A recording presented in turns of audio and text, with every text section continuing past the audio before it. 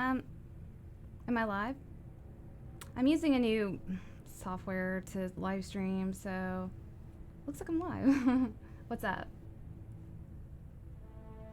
Okay, so we have 1 minute and 35 seconds. What's up? Control U. Battery jab. Yep, we're about to see some gameplay on Alpha Omega. Is this a joke? No, EE4C. They're going to show gameplay. Treyarch is. And let me know if you guys can hear me okay, and the live stream's not playing yet, but you can hear the music a little bit. What's up, Claudio? Ro Rivera, nice to see you again. CBD, nice to meet you. Is Serial here? Awesome.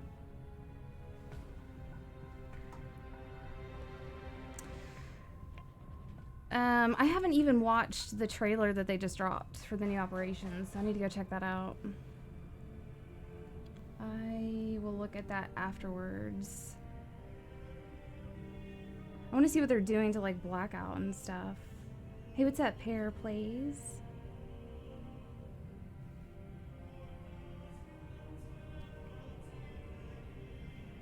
Freddie, I'm doing awesome. I'm really excited that we're getting an ether map. Oh, you can hear me? Okay, awesome. Thanks, Ronnie.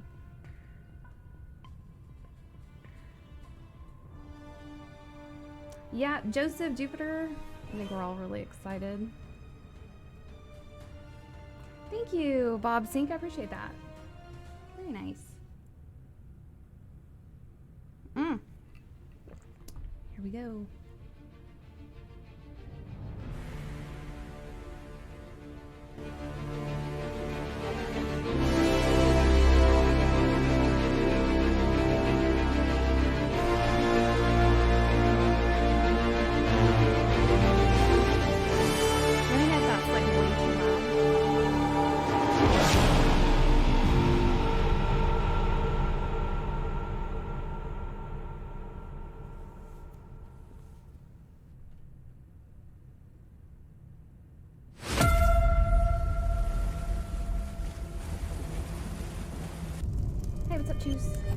Too loud?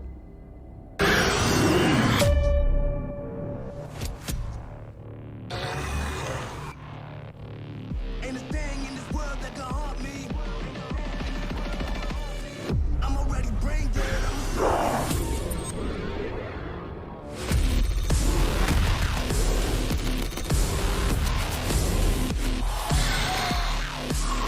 Ain't a thing in this world that can harm me.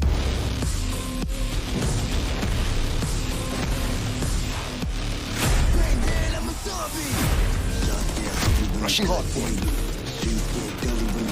Hostile marksman working. Tango down. Ain't a thing in this world that can harm me.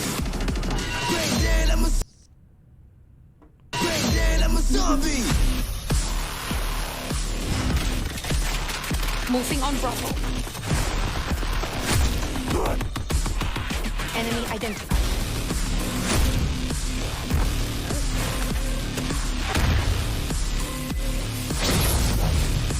Systems online.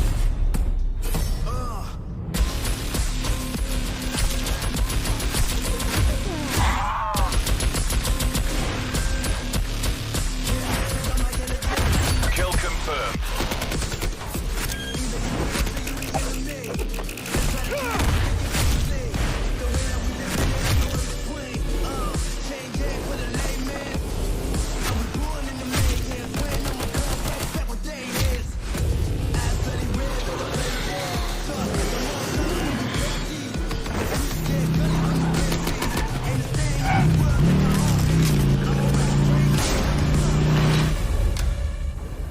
I'm the intelligence tasked with overseeing Camp Edward and the Broken Arrow program.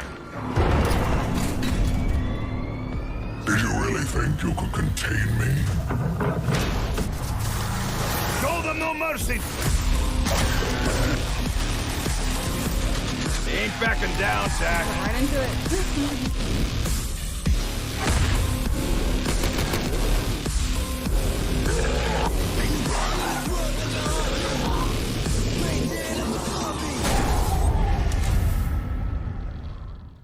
Hello everyone, I'm John Raffis and welcome to Treyarch. Get your survival gear out and your bug out bags ready because tomorrow we will launch Operation Apocalypse Z. Zombies will be coming to every mode of Black Ops 4. And if zombies are coming to every mode, what better way to start talking about that than with our zombies team? So let's start with them. This operation is an extremely exciting one for me personally because this one is all zombies. Zombies has been a big part of what we do here at Treyarch.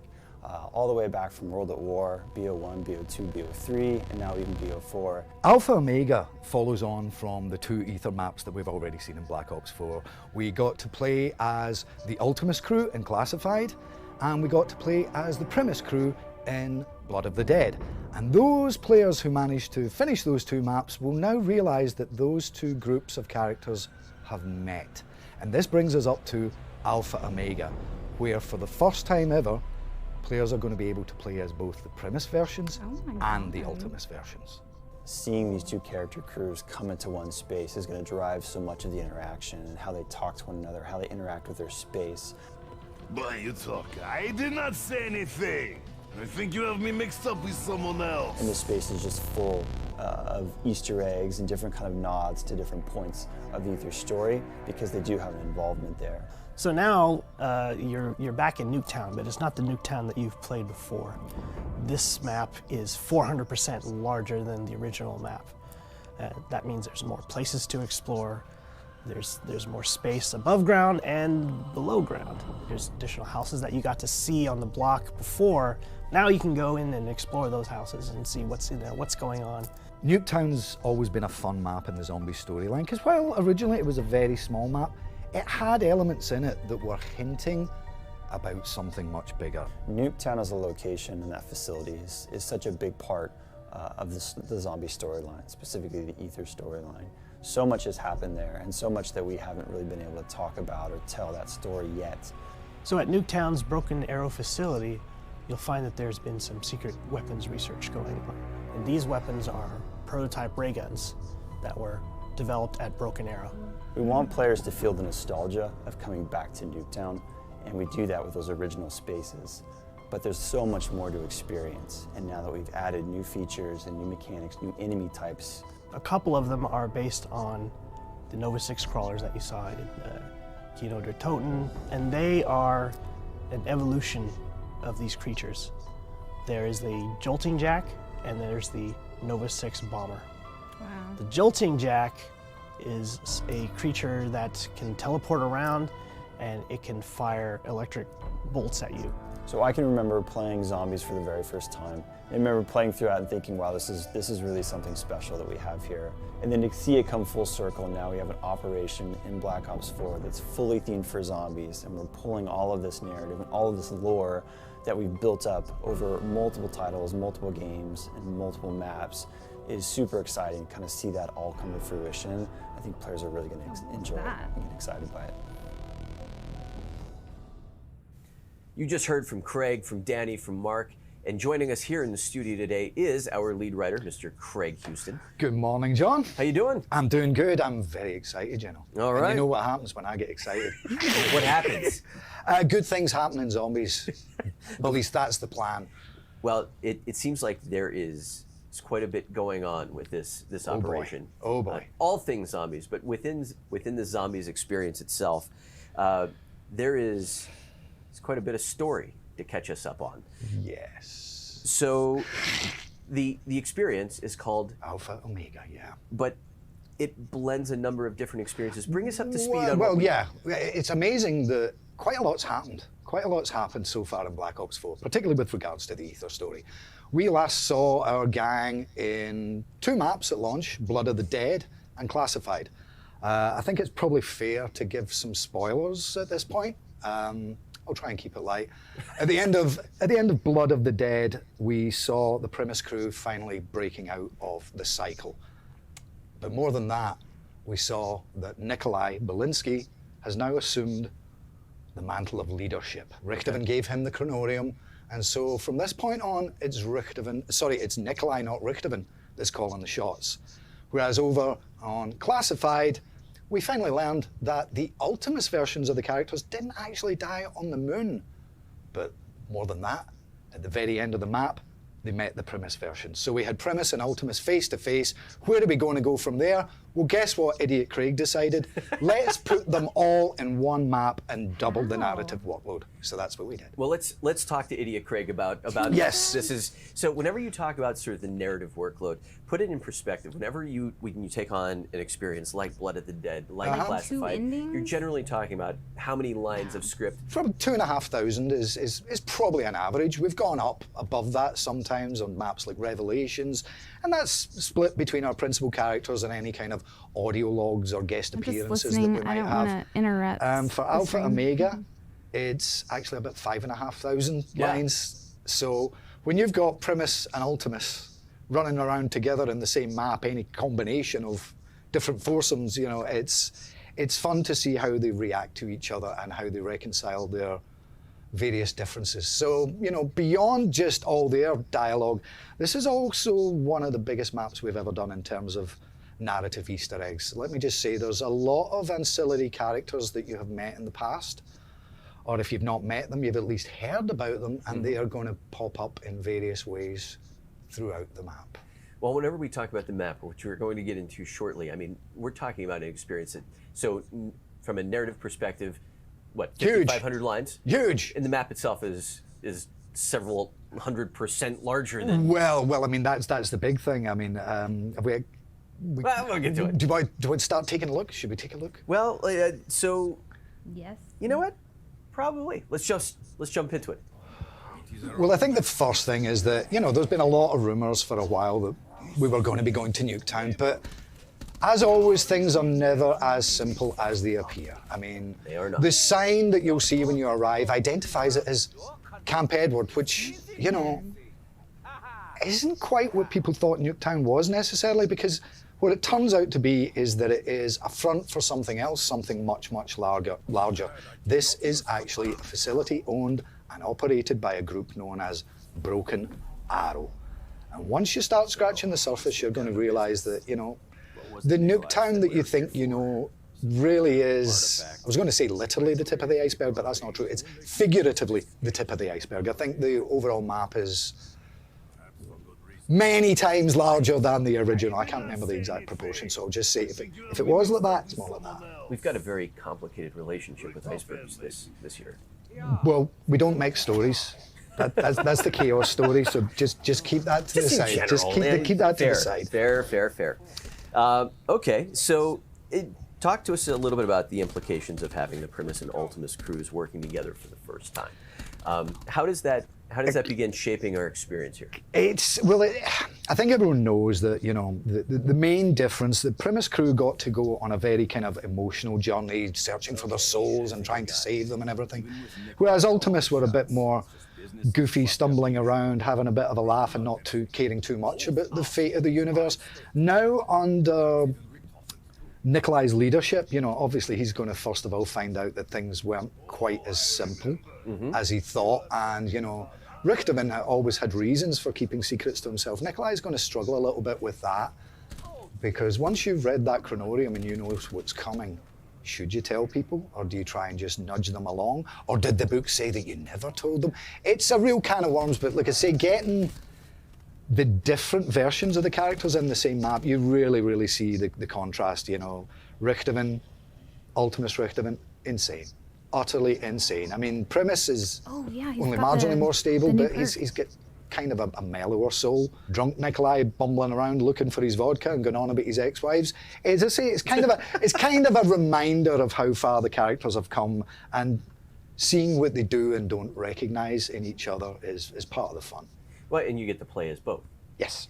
Well, tell us, was that a bit of a reunion of sorts? Was it a walk down memory lane from a narrative standpoint in terms of like how those personalities? In a weird way, it's funny. I remember saying this when we did Classified, because we'd spent so long with Primus since Origins forward, really, and we tried to make them more realistic and give them a lot more emotional resonance, which I definitely think we achieved. You know, if you look at the Black Ops 3 season and all those death scenes, it was nice to see people crying as much as I actually cried when I wrote some of them, because Wasn't funny.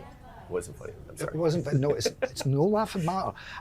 You know, and that emotional journey that we'd taken them on, that was hugely important to me. So when we first decided to go back to Ultimus, a little part of me was a bit, weren't as much fun, they didn't have as much. But once I started writing the jokes again and making myself laugh a lot, and hopefully other people, it's no good if it's just me that laughs, but you know, so initially there was a bit of a resistance from me to bring back Ultimus because I thought we'd progress the characters. Yeah. But doing Classified and then doing this where we get them together, it's, you know, it's the best of both worlds, it really is. All right. So here we are, we find ourselves back in Nuketown. Yep. Take us on a stroll, Greg. Take us on a stroll. Well, look, there's a bus.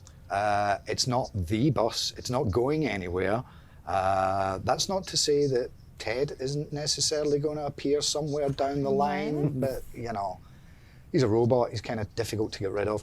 So like I was saying earlier, a lot of these areas are going to be familiar to people, obviously with a slight twist. There's going to be lots of, like every time we do a map, you know, it gets its own sheen on it. But this, like I said earlier, literally just represents a small fraction of actually what's there to be discovered. So, you know, we let people start off thinking they know what they're getting into, and then as they get deeper into the game, we obviously pull the rug out from under them and suddenly they're in a state of panic, not knowing what's coming next. That's the way we do things. Talk to me a little bit about sort of the lighting and the environment. To me, I mean, I was about to say, I really like the lighting. It is, and in fact, that's one of the things that the characters will talk quite a lot about. Is, in fact, I think it's Ultimus Nikolai. It says, "Who are billionaires who live in such luxury?" So they all have their impressions of what's going on in the map. But as you see now, we're starting to go into some of the lower levels, into the Broken Arrow facility, where like all our good scientific research groups, they've been doing all sorts of things that they maybe shouldn't have been doing, or definitely had Nikita. Appreciate consequences that they may not have expected. As we find ourselves down here in the bunker, talk to us a little bit about kind of the size of the experience, because I'm seeing things in Nuketown that I haven't seen before. Yeah, it's of a magnitude of 4, I think is the right way to say it. 4 times bigger.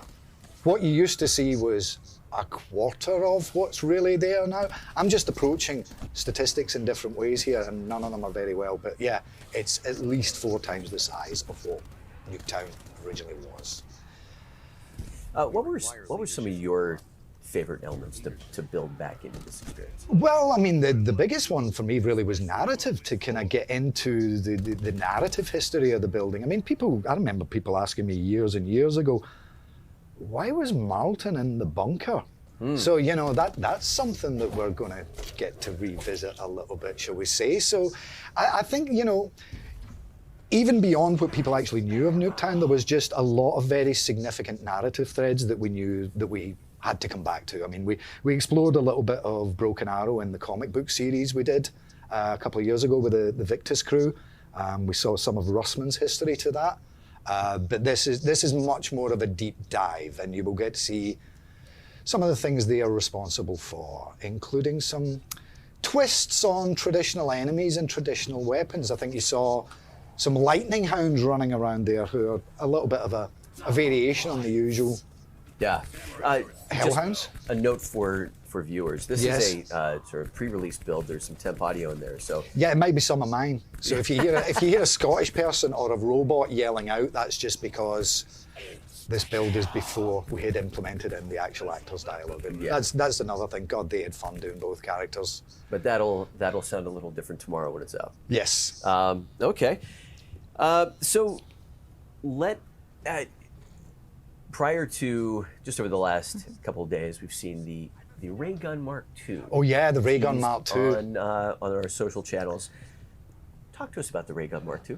Well, ray guns have got a long history in zombies, and you know, people always like to see the ray gun coming back. And this time the Ray Gun Mark II is coming back with a very special twist. I don't want to explain exactly how it functions, but let's just say you can modify it or put it together in a number of different ways that significantly alter its functionality. So it kind of becomes customize your own ray gun the way you like, kind of ray gun. Good old Ray. So the inventiveness of the ray gun doesn't end there. If I'm not mistaken, there's a new perk that's being introduced. Yes. Blood Wolf Bite. Sounds good, doesn't it? I like it. Let's see if my sounds good prediction was already. right. Well, this one I particularly like because what it does is when you're doing a lot of damage and killing a lot of zombies and you have this perk activated, It is it will a wolf spawn ally. a wolf. A wolf known as Luna, who will then my fight God. alongside you, chomping up the zombies. And come on, dogs eating zombies? That's good. We've usually had the Hellhounds, or in this map, the Lightning Hounds coming at us. It's nice to have a dog on our side again. Yeah. We've not done that for a little while. And the last one, I think, was the ghost dog in Der Eisendrache. At least this one's alive.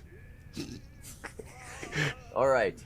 So kind of looking ahead, just peeking right over the top a Thank little you, bit, Ronnie. down I the appreciate road that. Thank you. with the Ether story and the next DLC. Where does it all take us? It takes me back to my office where I continue writing it. No, it is. It's going to take us.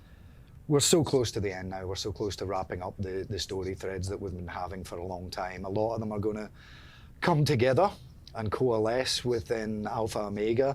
But there are other things within this map that are going to lead us directly into the next operation in our DLC 4. And there will be a lot of answers. There will be a lot of pain. There will be a lot of joy and maybe a few tears as well. But yeah, I'm looking forward to wrapping it all up. All right. So let's just let's recap everything here, make sure that we've covered it all.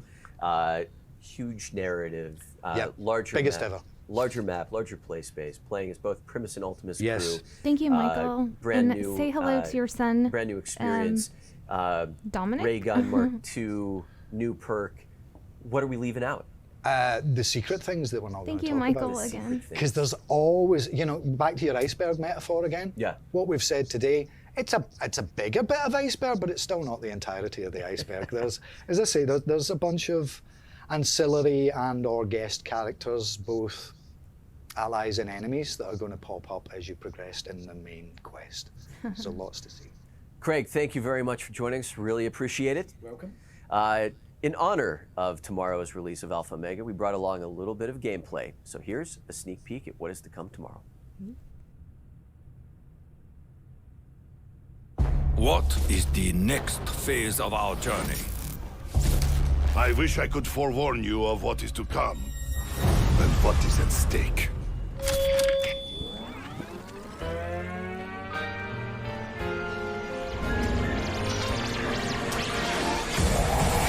Show them no mercy!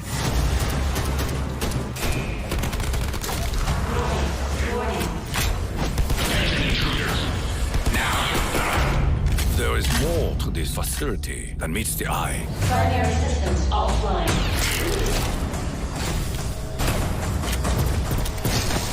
Get down! Do you really think you can contain me?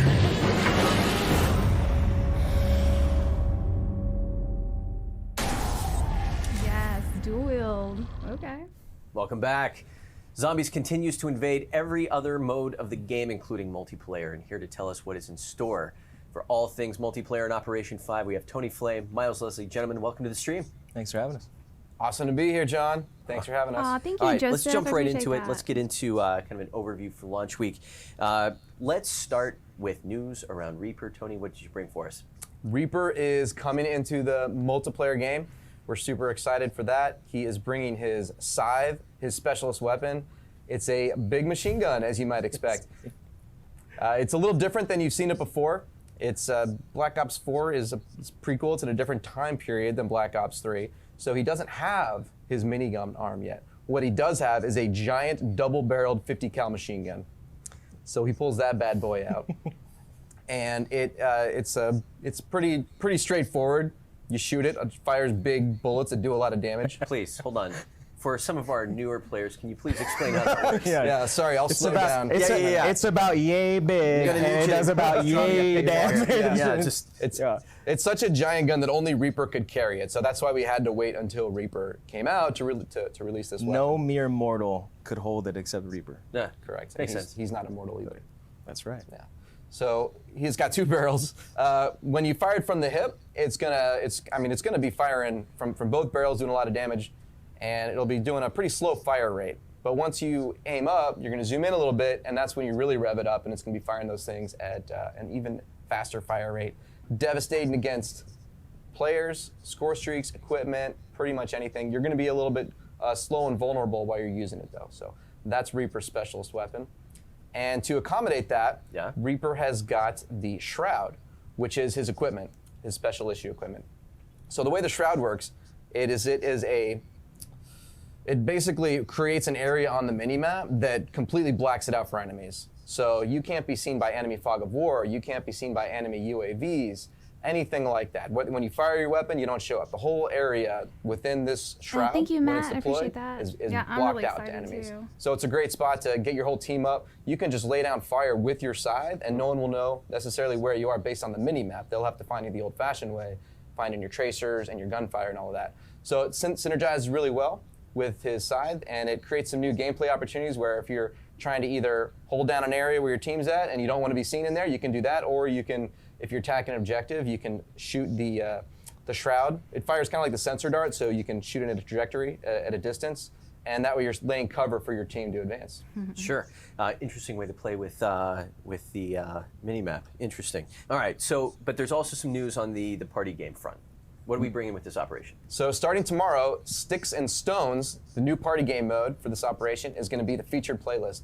It's a party game mode, so you can bring your friends in. It's a free-for-all. We had a ton of fun playing just the other day. Yeah. So the way this game mode works, it's a free-for-all. You're fighting against everybody in there, and you load out with an explosive crossbow. Shoot somebody with a crossbow. It's not going to kill them when it hits them, but it's going to blow up shortly after, and then they're going down.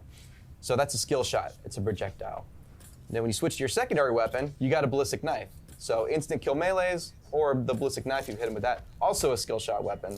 And then as your equipment, everyone's got a hatchet. It's another skill shot weapon. So it's a lot of fun. You're running around trying to hit each other with these, trying to lead players.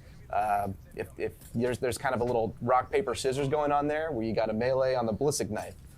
But on the crossbow, you've got explosives. But they don't die immediately. And then the hatchet has got kind of the real factor here. So the way that the scoring works in this, let's talk a little bit about that. Yeah. So if you kill an enemy with the crossbow or the ballistic knife, it's going to be 100 points towards your score. Person with the most score at the end of the game wins. Hatchet only gets you 50 points, but the person that you're taking out with the hatchet, their score is completely zeroed out. Yep. So that's brutal. It's so brutal. It's what makes the game so fun, though, because you could go on such a crazy run. You're like, oh, I want to be in first place. You get to first place, and then you realize everyone's trying to take you out with a hatchet. It's literally like, great, I'm first. Oh no, right? Absolutely, good times. So to help drive the action on that, we've got a UAV ping that happens about every minute, just to make sure that the first place player isn't camping too much.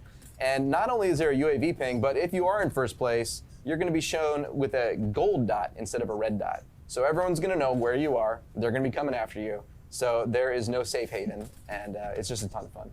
All right, so that's Sticks and Stones. That's awesome stuff. But we also have some maps with us for everyone in the Black Ops Pass, and Miles is over here. He brought some footage. You brought a build. I brought better than footage. Brought a build. The real thing. Yeah. I'm super excited to talk about the new maps coming out in Apocalypse Z. Like we've tried to do with all of the maps on each operation, was really themed them appropriate to the operation. And this is all about zombies invading the rest of the game. And so we really took to that heart of what are some cool elements we haven't done in the multiplayer maps. This map that we're looking at is called Der Schatten, which means the shadow. And this is all about, tell us about I'm in the US. the naming meeting on that one. How did that go? Well, this is actually, it's pretty different for MP because we haven't done a German map. Zombies has done this before with Der Eisendrache and some of the other stuff they've done. Is this map actually relates one-to-one to Der Eisendrache? Is if you look up here, we've actually got the castle Der Eisendrache. Is this whole map takes place in the shadow, which is why it's called the shadow. of Dryzen Shock. So we've kind of played them together in that sense. And so you get to play in this little Austrian Alps town, but the main thing is that the ginormous robot that sort of has fallen victim across the entire map, which is pretty cool. So you get these really epic kind of gameplay moments fighting in his guts, basically. Yeah. So you're crawling through and it's totally smashed this church, and what's really cool is that the element 115 has got these supernatural properties where things are not as they seem, so things are floating. He's leaking his guts everywhere, and you get some really cool gameplay. You come out here, and what this is really cool is this is where his head's fallen, naturally, because it fell off of the church when he smashed down. But it's really cool is this is like a really awesome power position Overwatch here. So you get to look through his visor and feel like you're the robot, you know, which is something really cool. And then you get little green interact button. If you see his finger over there, you can time it because you can see the shadow of enemy players. Press this bad boy, and that finger is going to smash enemies to bits, which is pretty exciting. Oh, yeah. So this is pretty cool. It's a cool little thing to kind of block them and also kind of awesome. smash them down if you can. But this map is very different, right? It does take place at night. We're trying to mirror, again, what was in Dryzen Shock and offer some new and interesting things. And I got this train station. The long engagement down the street is super interesting in terms of decision making, because you can have these really long engagements, or you can cut through the backside and cut through some of these buildings. So we think in the portfolio of the Operation Z maps, it's really, really interesting. We've also got some hidden friends that like to hang out as well. A little zombie action. Fitting for the operation. There you go. Right. Thematically appropriate. Some cool I stuff like the overall. Christmas This is theme. like what That's we call our cool. little Christmas lane. Some bad juju happened here, unfortunately. But we're really excited about this because it's got some really interesting stuff overall. It is a larger map, and what that allows us to do is there's just a lot of different ways to move around the map and flank players and try to outsmart them in really, really cool and clever ways overall. So we're excited to get this in people's hands. Talk a little bit about the sort of the design process or the creative process behind this, because I mean, whenever you said that, you know, your team really kind of took it to heart, you weren't kidding. No, yeah, this is exciting because we were like, hey, we're gonna do a zombie operation. You're like, what does that mean? And then the team starts to go, okay, man, what have we not done? And we really haven't showcased some of the awesome sort of what the Zombies team has been doing and bring that into multiplayer and enhance that through multiplayer. And this is where we were, you know, I want to get in this visor, we want to fight it. This was a cool idea we had, and now it becomes a powered position. What happens if the guts and this robot falls over the entire map? What does that mean to the village? How does that change normal flow? Just offer some really, really cool opportunities. And then fighting around the floating stuff. The 115 is pretty cool and exciting overall. So it's just more opportunities to do things we haven't done before, visually and gameplay-wise. Yeah, it's interesting you mentioned that for the zombies, the theme, right? Everything's supposed to fit in. That's actually why we chose Reaper for this operation, because he can't be affected by this, can't be bitten by the zombies. That's right. He's a robot. Naturally immune. He is the zombie Terminator. Miles, it's super cool, but that's not the only map that you brought with us. There are 3 maps in all, and right now you are taking us to a new one. Where are we at right now? Yeah, so this map's called Remnant, and it takes place in the Louisiana marshes. So it's got this really creepy supernatural vibe. And where we are at is at the Museum of Unnatural History, and we really love this map because what we've started to do was grab bits and pieces of zombie history and do a little twist on it. So if we go to the Crater of Hell exhibit, this will actually take us to the moon. And so we've got this little cool diorama of, if zombie players would know, this is the sort of the moon stuff. And you'd come out here and you get to play in the actual moon. So what we've really done is this museum has started to buy these artifacts around the world. They don't actually know that they're zombified, and so they happen to buy naturally. And they buy one, and unfortunately, it's still alive, and it unleashes chaos across the entire map, turning people into zombies. And now here we are in the aftermath, and then some of the people have turned into zombies. This is like an astronaut that was showing people the moon area. Now he's a zombie, and he's stuck up there. So it's like little cool vignettes around that we really get to embellish. And then it's really cool visual contrast and gameplay contrast where you step into this environment and you feel like you're on the moon, and you get this really, you know, high to low differentiation. Oh, what's Get that? in the Mortal crater because we got Kombat some like hard MW3? points here and Dom Thank stuff, you, which is really and super welcome. unique. That's and then you awesome. step out and you're into a whole new world, or hey, let's go to the bus to the beyond, which is transit. Right, so now we're at the diner, and you know we got our fake people eating in there. Again, little zombie over there eating, stuck in there. But it's really cool because this is all about getting into that bus, and you've never actually played this MP, so now you're in the bus, you're trying to hold it down. There's a lot of objectives around here. This map's the first map we've actually done 7 hardpoints, which is super interesting. hey, The map's Honda. pretty big overall, and we really wanted to try to maximize that space. So you get a lot of variety as you're playing the maps, and a lot of clever choices to make on the inside to outside. What were the playtests like with that? How'd that all pan out? We were a little worried, but surprisingly, everyone was like, "Man, this is awesome. We should do more of that," which is cool. Except you need more space, so it was like eat chicken or egg. But it worked out. The next exhibit is what we're calling the Wicked Waters, and this is basically kind of a small recreation of Titanic. So we've taken some of the cool bits from Titanic. You're out at sea here. And then we've got kind of these ghosts. So the story being here is that these souls lost from the Titanic are trapped in the museum. And again, they're trying to trying to scare you. It's like the haunted mansion kind of Disneyland is they don't really know what happened. But it offers unique gameplay, right? You just came from the bus in transit and shooting and holding that down to now making more decisions going in and out of the little mini boat. And now you can try to hold down the front of the boat and try to hold down these other positions in front of you overall. And if we keep going, and This there's is great. You're actually the tour guide. yeah, that's right. Welcome to Museum of Natural I was gonna History. sell some membership way. afterwards. We got some shirts that we'll be selling at the end of the tour. But it's awesome because the whole outside is in the marshes. It's really creepy. And then we come over here, and now we've entered into the asylum. Again, players will sort of recognize this as really creepy chair, creepy lighting. Just lean into each of these exhibits. Oh, hello, zombie friend again. Overall, and then we're back at sort of the front. So each area has its own theming overall of exhibits, which is really cool when you talk about how did we lean into the sort of zombie theming and operation. This was really exciting for us to get into these different areas, this zombie lore, and really enhance it sort of MP-wise, how we can play it. Yeah, I've me never too. played an Mortal MP map that Kombat, feels so much it looks like a awesome. zombies The, map. Yeah. the hunt is gonna be But really it's its own fun. creation in and of itself. And it's so different from each side, right? Like now we're outside in the creepy marshes, and we've got like a bomb site here, so you get some really interesting gameplay of like the water and coming in and out overall. And then just cutting through all these different buildings is really, really exciting. Again, come back to the creative process here, because you're thank you, mixing Clavin. so many like different locales from and so much heritage. I mean, how did you land on these spots? It was surprisingly difficult. We actually took stock of like all the zombie maps we have done. Right? Yeah. We were like, okay, we want to do a museum idea. What are the sort of the best ones that offer unique gameplay? Because if it wasn't going to provide gameplay, it wouldn't be right for multiplayer, right? So the bus was kind of like everyone was like, dude, I want to get in the transit bus. I want to get in that bus, right? And I want to shoot from it and try to hold it down. I want to get on the moon and fight in that crater and be on the surface of the moon because we haven't been able to do that in MP. And you get your little fakery here where you can do it.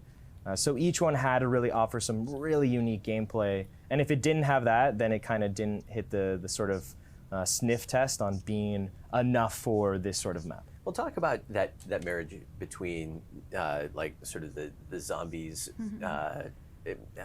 heritage, but also, I mean, whenever you were outside, clearly you brought in some new gameplay variety, around the edges. Yeah, we wanted to, it's twofold. Use the thing that was iconic from zombies, use it in a new, interesting way, and then try to offer some really unique ways to engage in and around it. This map, because of its sheer size, has so many decisions. Not that you get overwhelmed, but everywhere you go, you really have to make some thoughtful decisions, right? If I'm in the bus, do I hold it down? Where am I moving? Am I going through the Wicked Waters? Am I going on the outside? If I go on the outside, do I go in the water? Do I come back out of it? Do I go back into Titanic? Do I go into Asylum? We really wanted to let players have this playground of all the different cool exhibits to do what they kind of want to do and play how they want to play. There's different ranges across the entire map overall. All right. Hey, what's up, How Zero? do the call-outs work? Has the team, has Oh. there been a lot of that? Oh, this map is the best for landmarking, right? Because you're like, I'm on the moon, and everyone's like, yeah, you're on the Be so moon. welcome. That's And then awesome. I'm in Thank you. transit, right? So it adds a gameplay element, like you're saying, which is really cool. This under here is like the archive room. If you think like Raiders of the Lost Ark, where they've got all the old stuff, this is kind of the idea here. You got the best men on it. Yeah, best men. No, that's interesting because I mean, whenever you talk about one of the hallmarks of Treyarch map design, it's just like there are always these landmarks that you can kind of call out to. Was this just like hitting the easy button on the bus? Yeah, it was easy, their landmarking. Making them fun and work for multiplayer was the hardest thing iteration-wise overall. But we're really happy with where we landed. I'm really excited for players to get their hands on this and kind of have some of the fun that we've had with the map and also find some of the Easter egg. I mean, there's the awesome dog, right? Like there's so much cool zombie stuff that it was like we had to use it. It was really cool because you get people across the studio that have never worked on multiplayer. Yeah. And they're like, I saw you use the zombie thing from the previous map. And we're like, yes, we did. It was awesome. Thank you when you made that X years ago, right? Pretty awesome overall. You can see the creativity being unleashed in this operation, especially from the map team. It's been awesome to see. Yeah, super cool. But wait, there's more. That's right. So the last map in the operation Apocalypse Z is Havana. So we're bringing back Havana, which we're super excited about. And if you think about the portfolio of the maps, we went from the Austrian Alps under Schatten all the way to the Louisiana marshes, right, with Remnant, and now we're in Havana, which takes place in Cuba. And this map is so drastically different than the other ones. This map is all about risk versus reward, high risk, high reward. This map has very, very long engagements down this center street. If players remember this, for new players, it is all about you can go down the street, you're going to be super exposed, or you can cut into sort of the plethora of different flanking options across the buildings overall. And this is where you start to get really sneaky and clever on the stacked gameplay. There's a guy underneath me. Let me get under here and try to get to him overall, which is really cool. We've been wanting to bring this back for a long time and trying to find the right time to do it. This felt like the right time. I know people go like, it's a zombies operation. That doesn't make sense. It was more of the portfolio of the experiences for the maps. And this felt right with the other maps because it's so different than the other two. And the overall totality of the portfolio of all the maps we've sort of released at this point. Yeah, great sniping opportunities on here, down the street, from window to window. There's almost no other fight quite like this in the game in terms of sniper versus sniper in multiplayer. Yeah. Not a lot of them. Yeah, I have great memories when we first did this, and now bringing it back, it was pretty awesome. You know, you run around shotgun SMG, you stay in the back alleys and the streets, and you try to own that. And then for the guys, there's tons of guys on our team that are so good at sniping. I hate them. Bernard, shout out to you.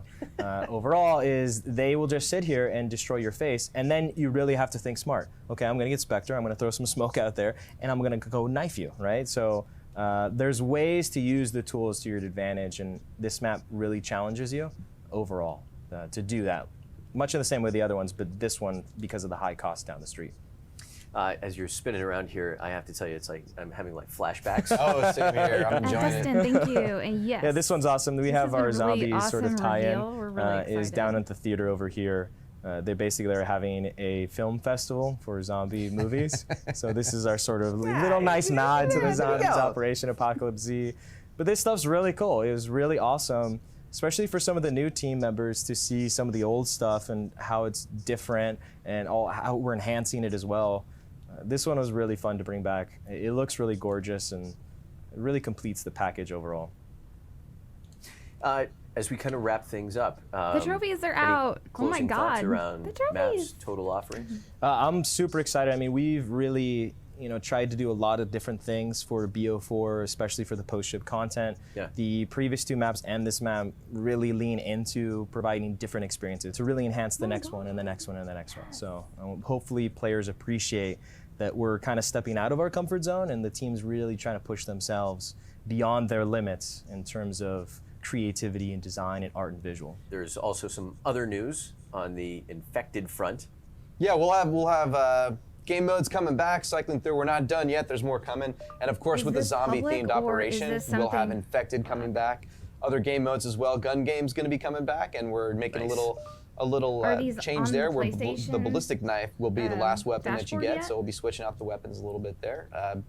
Stockpile and a lot of fun game modes coming and rotating throughout the operation. All right, very cool, gentlemen. Thank you very much. Thank you, John. Next up, we have Mr. Matt Schrantz joining us to talk about all things Blackout. But first, let's check out this trailer.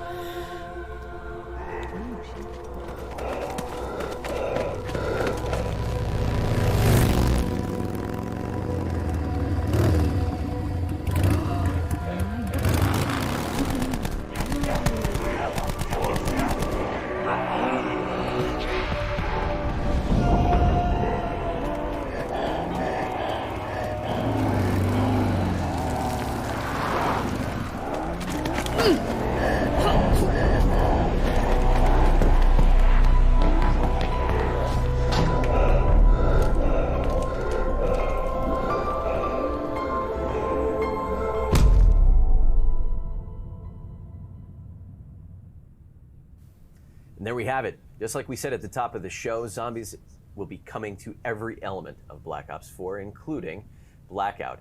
And here today to tell us more about what that zombies experience looks like within Blackout is Matt Schrantz, Senior Game Designer. Matt, welcome to the stream. Thanks for having me.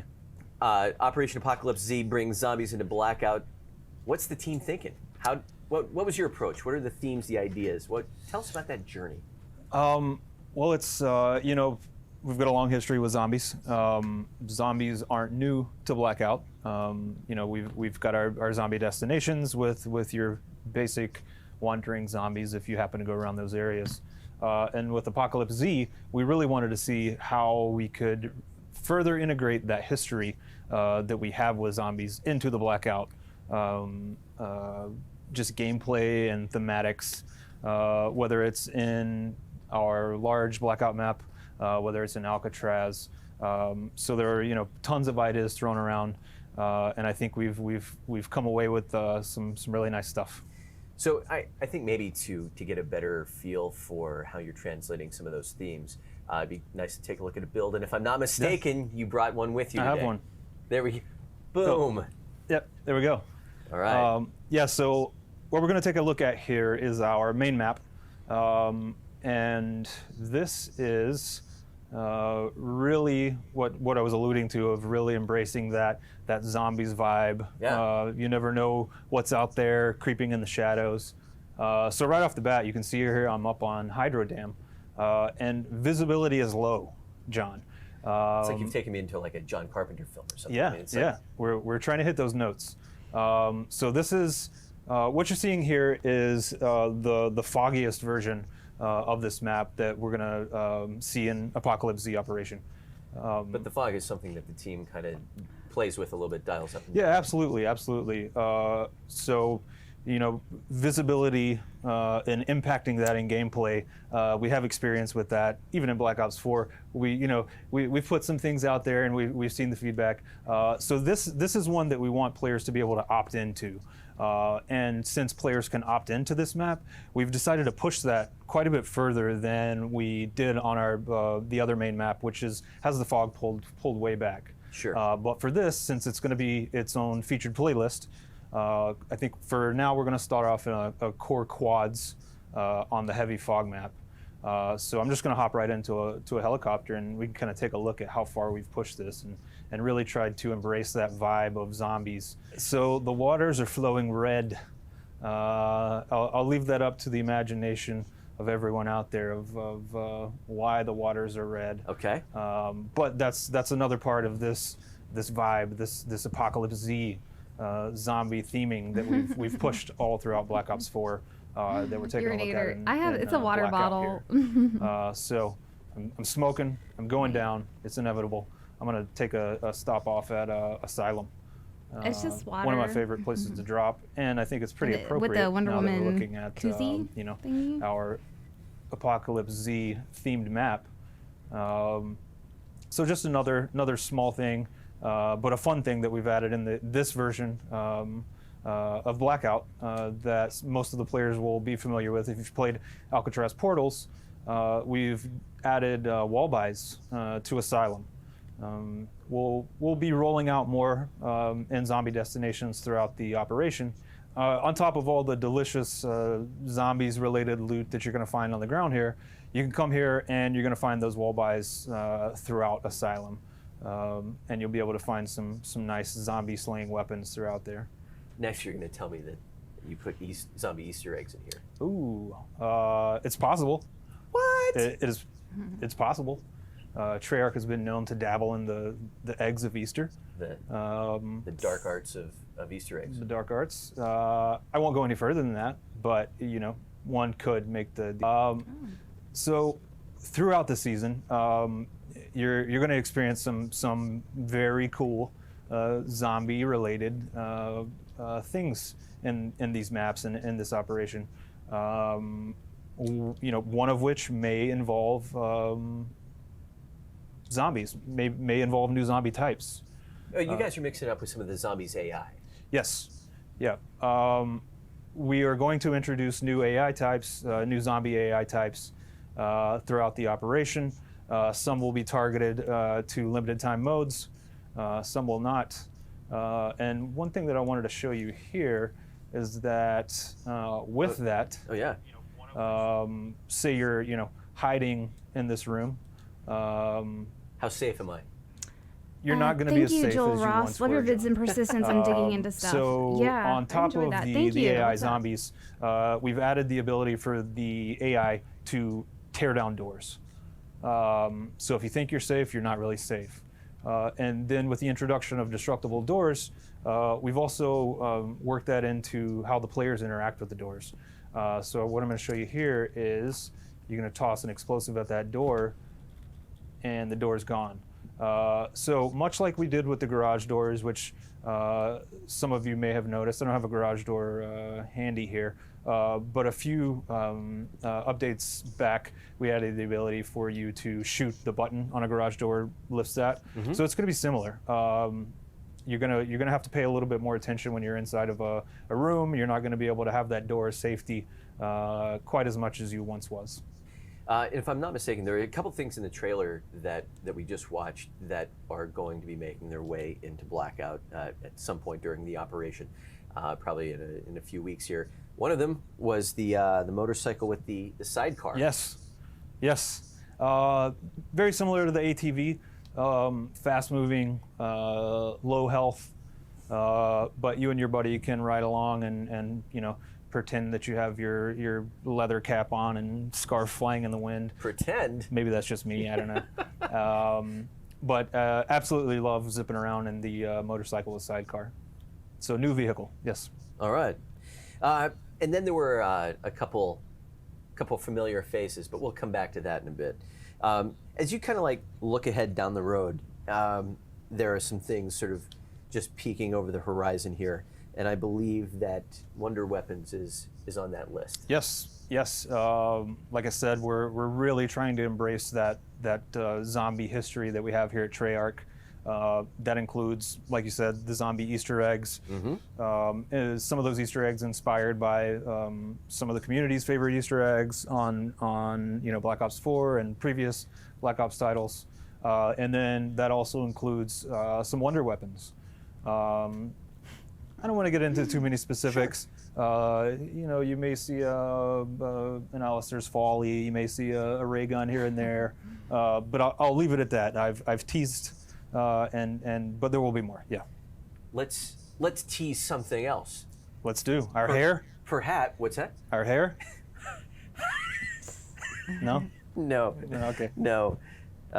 Actually, we'll take that one away for later. Okay. So, for anyone that has been asking about Infected coming to Blackout, what you got? Ooh, that would be fun. What? A We compilation. should do that. Take notes. Yes. So, it was kind of a no-brainer for us. We're sitting around a table. What if we had a game mode that revolved around infecting humans? And we do. It's Infected. It's obviously due to Blackout and Battle Royale. Last man standing, single life, circles. It's got to behave a little differently.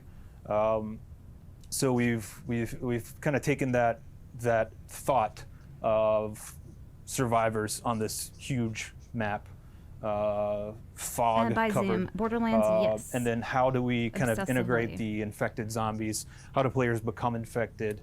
How do you win? What does squad placement look like? What does circle look like? Can a zombie drive an ARAV? The answer is no. We consulted with many zombies and not good drivers. Not good drivers.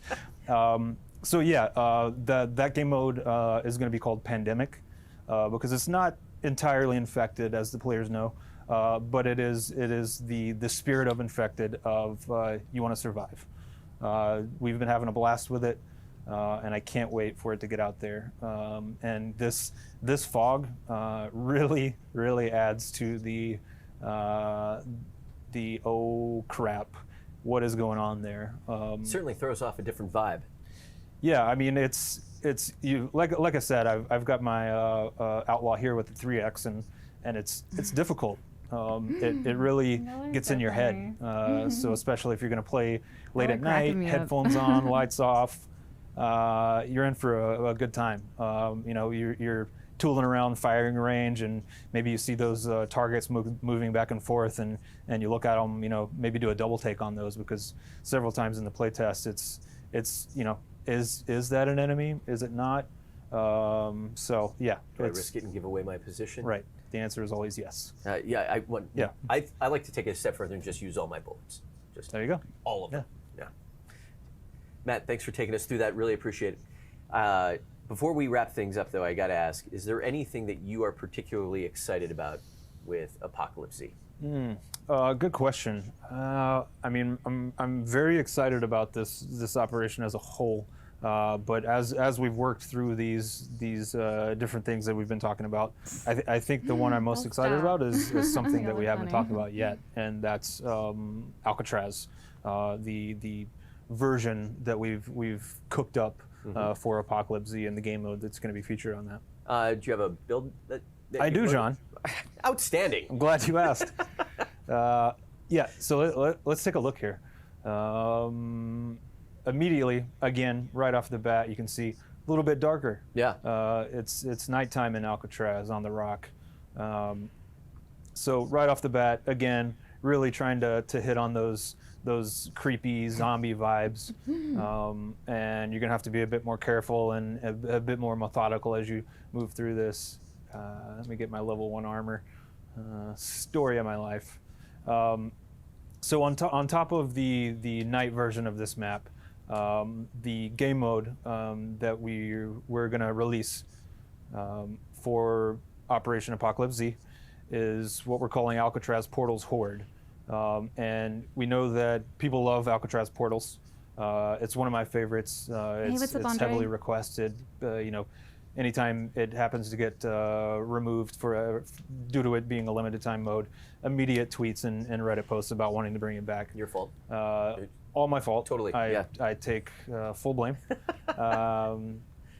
But that said, we really kind of said, you know, what can we do to that kind of core Alcatraz Portals with Portals redeploys? What can we do to amp up that zombie madness that we're going As Spartan, for? yes. I think and we'll that's where still the get Horde Zombie modifier Chronicles. comes into. So essentially, we've just drastically increased the number of zombies. So when you're moving through this map, you're going to have to deal with a whole hell of a lot more zombies than you're used to. Hey, what's up, Brandon? And we've reworked the pathing and navigation of the zombies. So in Alcatraz, they'll typically spawn in certain parts of the map, you know, jail cell, parade grounds. We've reworked that so the zombies can spawn and navigate anywhere in the map, so you're never safe from those, on top of having to deal with the other players. And then in addition to just drastically increasing the count of zombies, what we've also done is we've also introduced new AI types in Alcatraz. So you may run into a young man by the name of Brutus. I know, y'all are pointing it out. I can't stop laughing. You may run into a pack of dogs that typically go by the name Hellhounds, right? AKA Hellhounds.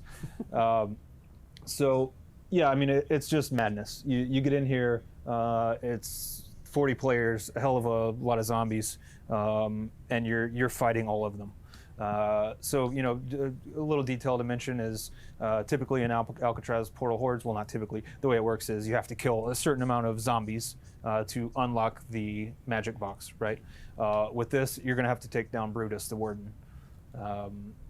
So we've changed how the magic box works for this game mode, and there, you know, a few little surprises here and there. But the main gist of that game mode, and it's why I love it so much, is it's Alcatraz Portal's craziness kicked up to 11 with tons of zombies. Kind of recapping, it's like between the sort of heavy and light fog versions, all the map changes that the team is bringing to Blackout in general, Alcatraz Portals Horde, and then you've got Pandemic out there on the horizon, you know, coming down the pipeline.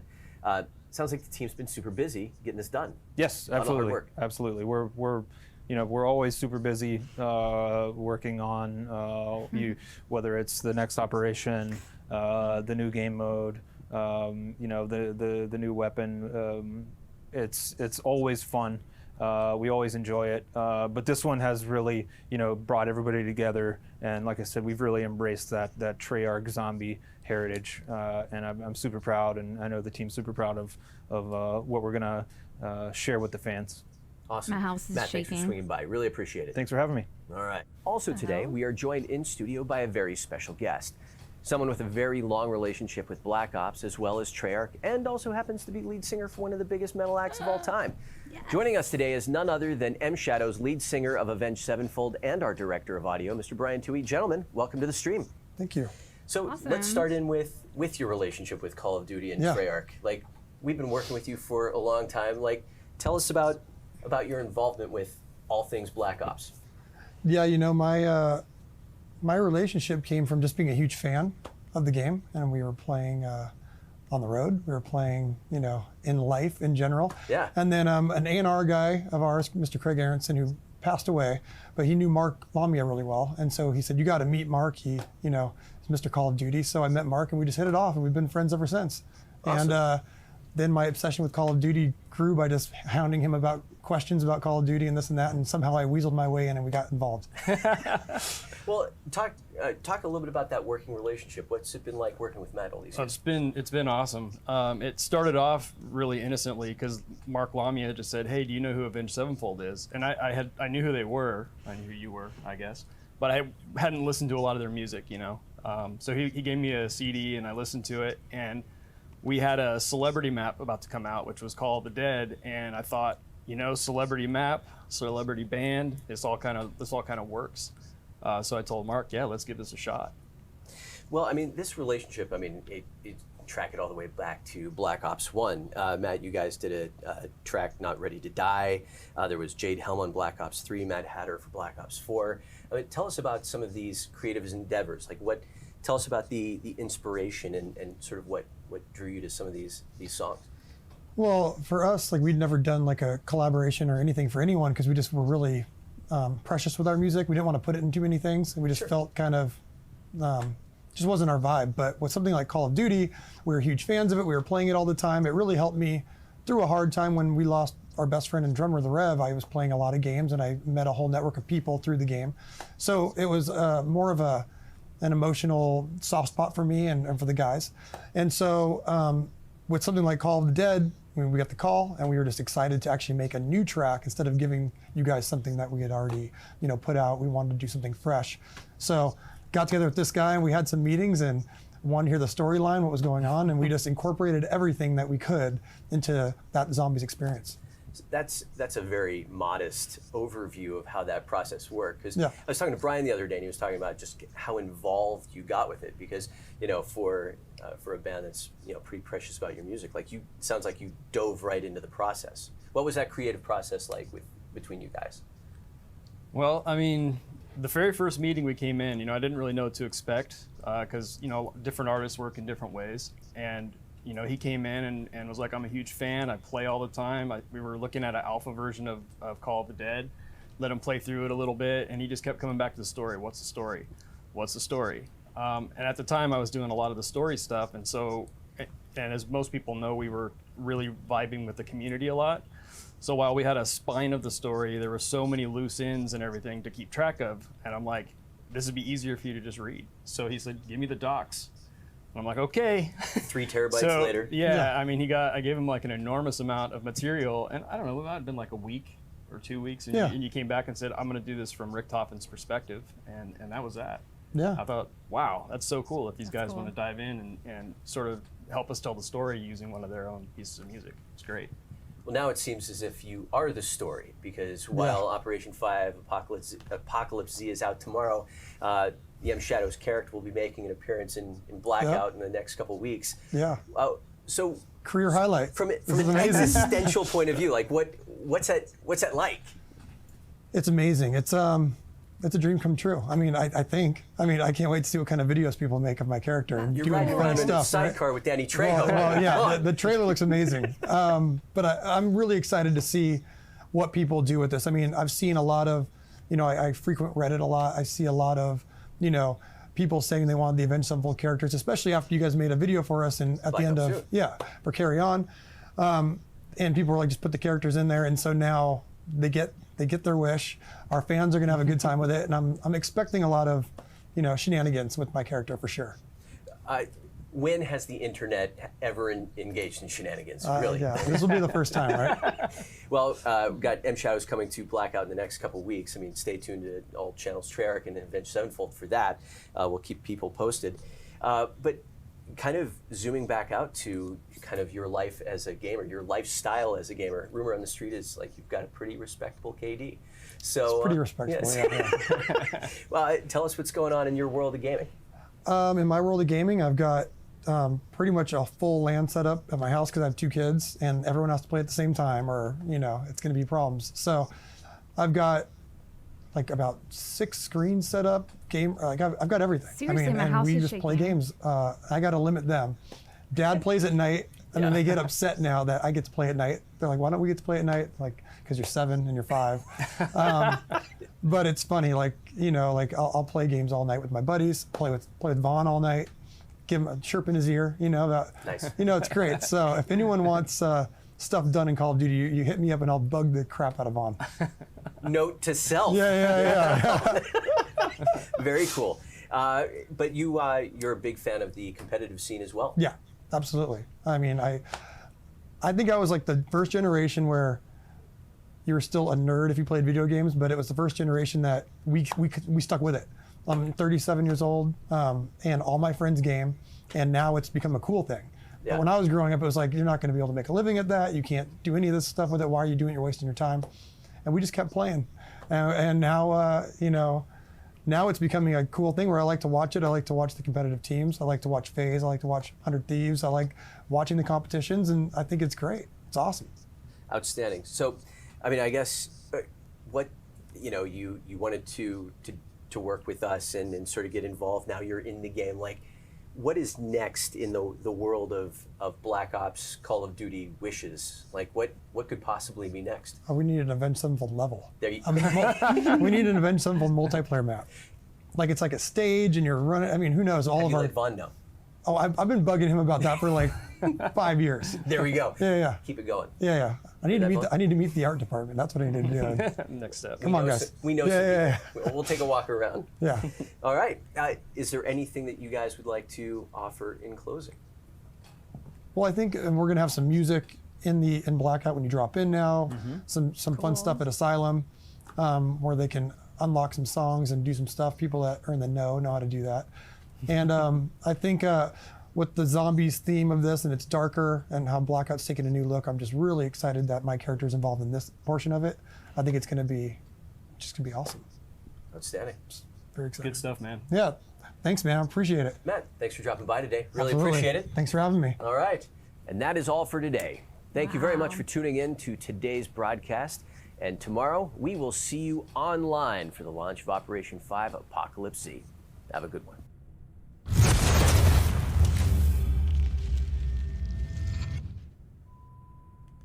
Wow. Okay. Hopefully you can hear me now.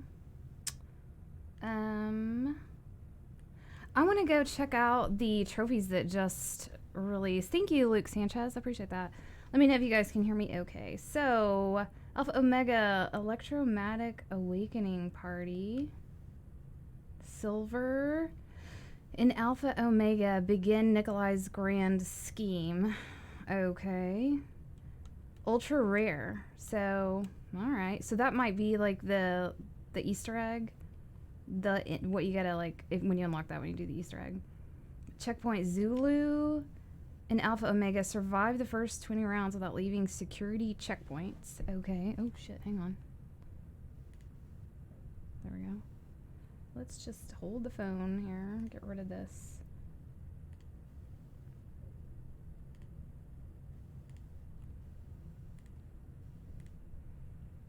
Okay. So that's pretty typical. Raygun Bonanza, bronze. In Alpha Omega, construct all ray guns in a single match. That means there's probably going to be 4, and that means 1 for each player. And that means we're probably going to need all of them for the Easter egg. Entrapment Entrepreneur. Kill 11 zombies with 5 different traps. That's a lot of traps. Okay. Nuketown Hustles bronze. Unlock the Pack-a-Punch machine by round 5. Pretty standard. Hopefully you guys can hear me now. I think it makes my mic quiet when there's like something in the background going on. I don't know. I'm not sure. Bronze Galvanizer. Kill 115 zombies with Galvanuckles in a single match. Okay, that's awesome. Galvanuckles are back. Chug, chug, chug, chug. Buy all 4 perks in any order in 35 seconds or less. Okay. So the machines are really close to each other. Ragnarok. Okay. Stun 10 zombies at once with the Ray Gun Mark 2V. Okay, cool. So that's one of them that we'll be able to obtain. Prototype, experimental prototype, construct a ray gun. Okay. So there's some Easter egg steps there. It's a toss-up. Kill 15 jolting jacks on rooftops with grenades in a single match. Okay. Oh, that's it. Okay, so we've got the silver is begin Nikolai's grand scheme. All right, awesome, awesome. And then we've got some hints there about, yeah, there's gonna probably be like at least 4 versions of the ray guns, and one of them's a dual wield. That's cool. I'm gonna have to really think about these and think about like what kind of clues they are to, you know, the Easter egg and stuff, because we're gonna be going.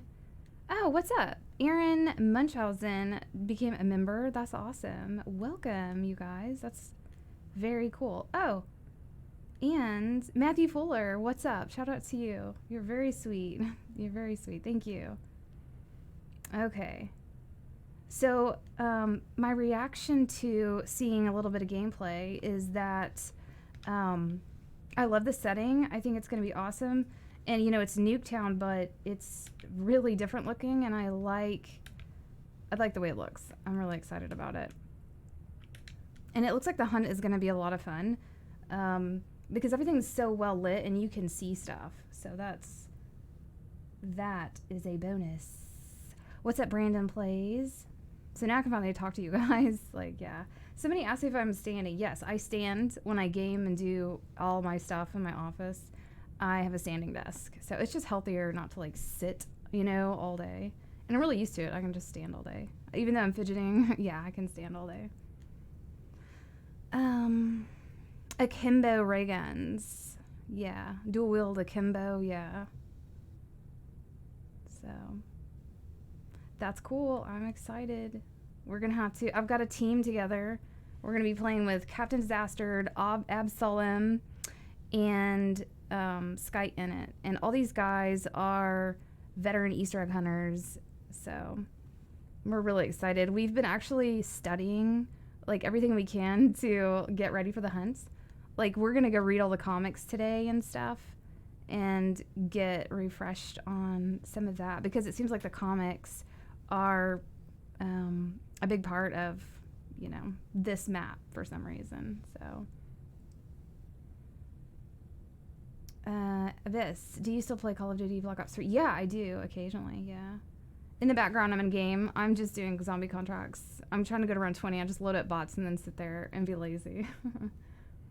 Yeah, Connor, I do everything standing up, and you get used to it. Yeah, if I could have like a treadmill under me while I'm doing it, that would be cool. So Khalid, I don't have a Discord that is designated for like the public. I just have one for like our Easter egg team. So thank you, Cazador. I appreciate that. So I didn't really pick up on Cloud. I'm 5'5". I didn't really pick up on how we're going to be able to play what characters you can choose. I don't know. Or you just like, you'll get one of the 8 and it's going to randomize. Maria, hey, what's up? Nice to see you. Yes, I will be streaming most of the hunt, and I'm going to start streaming the moment that it releases. I probably won't be doing Facecam because Facecam is really distracting, and like I have to look this way for my camera, and then my game's over there, and it's just kind of, I don't know, it's just awkward for me, and and then I try to stay on camera, and I end up like probably drifting off of it. What's that, Mr. Juice? Thank you, Borderlands. I'm not sure. Oh, yeah. I think you're talking about Borderlands. I'm not sure. Alpha Omega for BO3 and everything is fine. Alpha Omega. Oh. Well, I am gonna go head out. It's already 2 o'clock. I'm gonna head off and go eat and get together with my team, and we're gonna go over that trailer again and start breaking it down, because we're already finding like some cool stuff in that trailer. But thank you guys for hanging out with me and watching that with me. I appreciate that. Yeah, the grief mode would be cool. Yeah. Yeah, Maria. Yeah. I should be, oh, what's up, chatter? Yeah, I should be streaming a lot more these days, so. Okay, well, thank you guys, and we'll see y'all, like, tomorrow, noon my time, so. All right, we'll see y'all.